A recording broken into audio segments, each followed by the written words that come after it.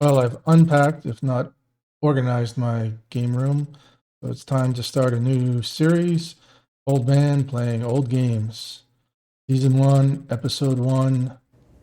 You guys who film on cameras, I don't know how you do it. There's no, there's no sound levels. It's hard to see what the hell you're filming. Ah. Old man playing old games. Old man being the ringster here, and there are no older games for me than the first three war games I ever got. When I was in sixth or seventh grade, my sister brought back from a garage sale three giant Tide laundry detergent sized boxes for me. And they were the campaign from North Africa, which is a subject for another series of videos. Uh, Atlantic Wall, which I've played many times solo. Unfortunately, always it's hard to find someone wanting to play an old Munster game. And then War of the Rings, which is not a Munster, but it is a large game. I've played many times, several times opposed. One of my favorite games. And I'll probably get some pushback because it's not a historical war game, but come on, Richard Berg, designer. That should count for something, right? And it's Lord of the Rings. I remember when I saw this box, I knew what it was instantly, because my father, the great person he is, left numerous books around the house, I'm sure, for me to find, and one of them was The Hobbit, and I read that book several times before this, when I was even younger, and just loved it. It was probably my first fantasy book, and it's a great story, unlike the trilogy, which I think is kind of a horrible book series, which I've never actually finished. But I know so much about. I know the history of the war, the world of Middle Earth, from this game and from RPGs by Iron Crown Enterprises on Middle Earth that I've read, and I've never read the books. I probably know more about Middle Earth than you can learn from reading the books. And these games just enthralled me as a child. Like I remember I learned NATO symbols from Atlantic Wall, and being an OCD nerd, it fit, and it thrilled me so much that there was it was an oval meant it was a tank, and a slash meant it was a recon or cavalry. I learned later. And if it was a slash and an oval, that meant it was an armored recon. It's just so logical,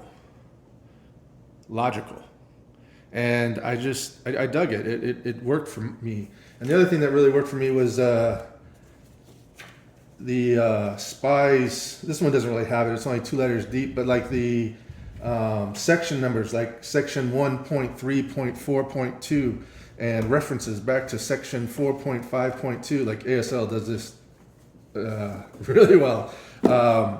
And some people, they want prose rules, but I just are narrative rules, and to me that's just so much fluff that's getting in the way of the information I want. And anyway, these games, these 2 Munster games, the Munsterous of Munster games, and Atlantic Wall, which is another Munster game, and War of the Ring, which is not a small game.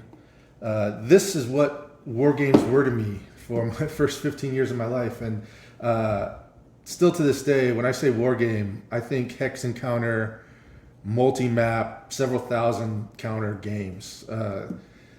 That's what war games are to me.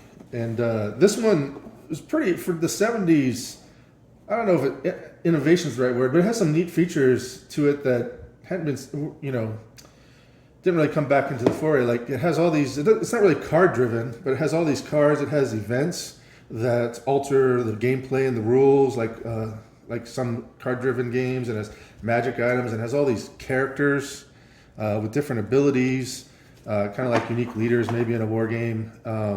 And I don't know, I really enjoy it. But let's get this out on the table. Nice. From your many readings of The Hobbit and the trilogy, I'm sure you all recognize the map as Middle Earth. Set up spies, War of the Ring game.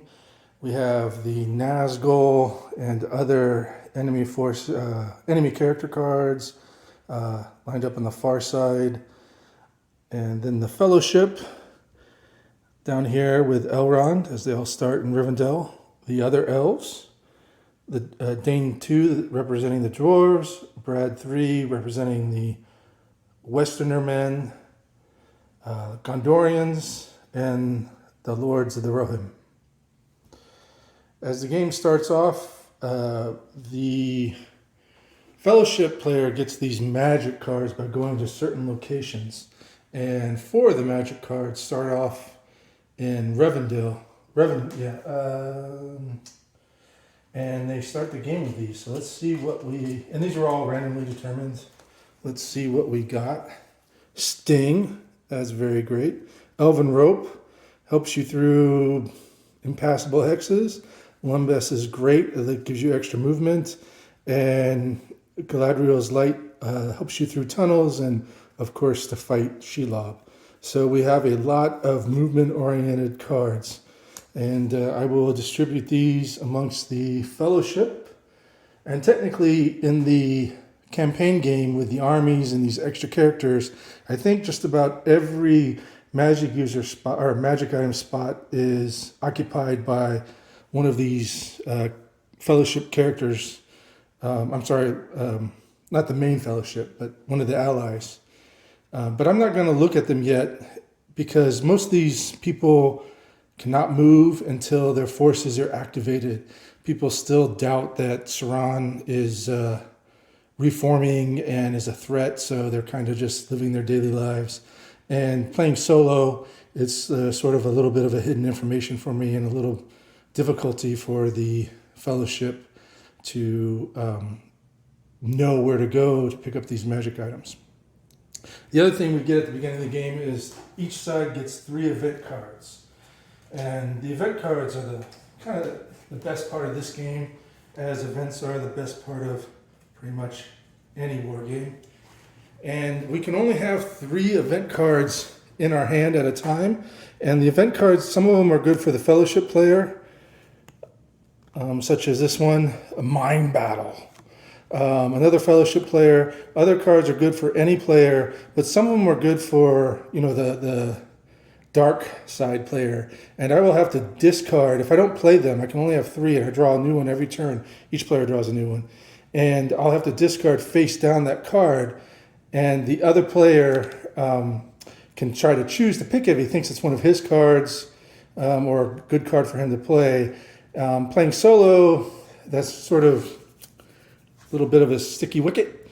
I'll probably roll a die or something like that. But let's see. Orcs in State of a Battle Frenzy. This helps in battles either way, either making the orcs kind of go berserk and die a lot faster, or go berserk and kill a lot more people. This one, Orc Quarrel over Division of Spoils, it lets you escape if you ever get captured by orcs. And the Mind Battle causes the Dark Power player to expend his limited resource of shadow points.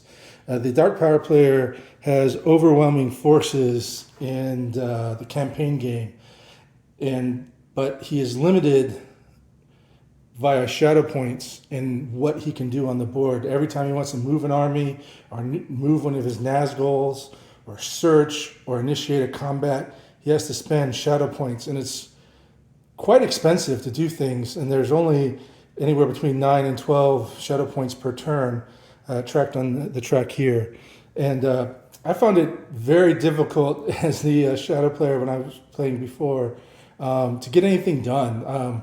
To achieve a military victory, the shadow player has to take over very far dispersed Fellowship places.